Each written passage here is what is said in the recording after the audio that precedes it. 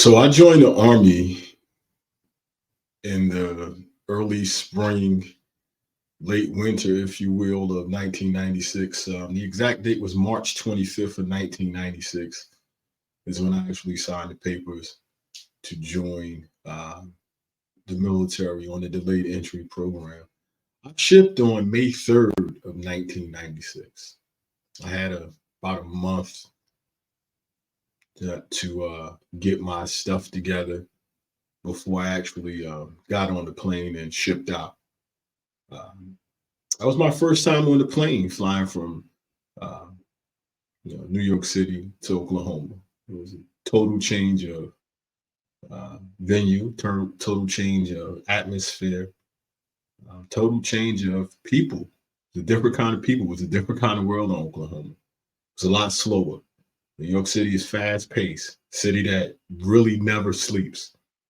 Used to fire trucks, ambulances, police cars, people walking past talking, cars driving by playing music, 11, 12, 1 in the morning, uh, all year round. Rain, sleet, hail, or snow. It doesn't stop.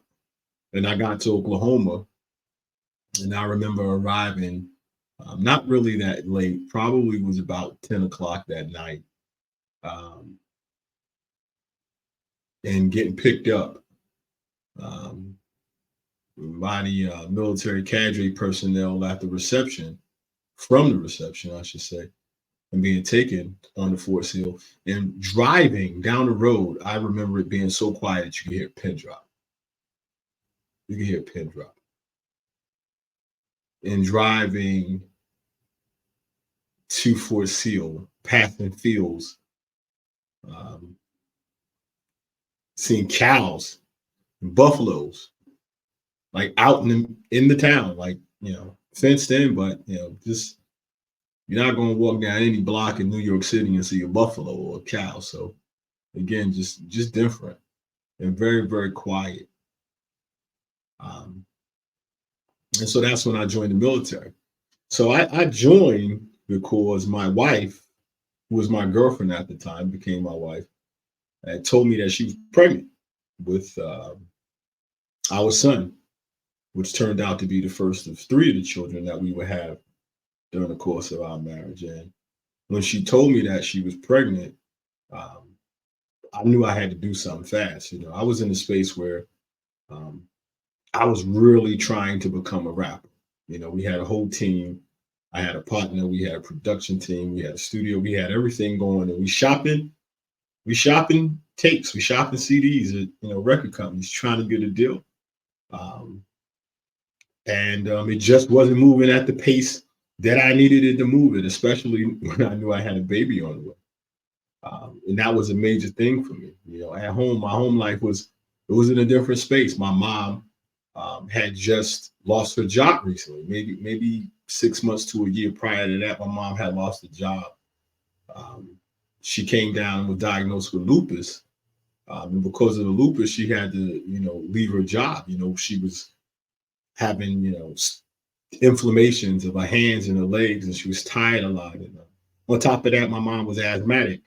Um, so that lupus really complicated things a lot, and she had to stop working. And when she had to stop working, I was in a two parent household with two incomes, but things automatically shifted to the way of my father, and it got tight.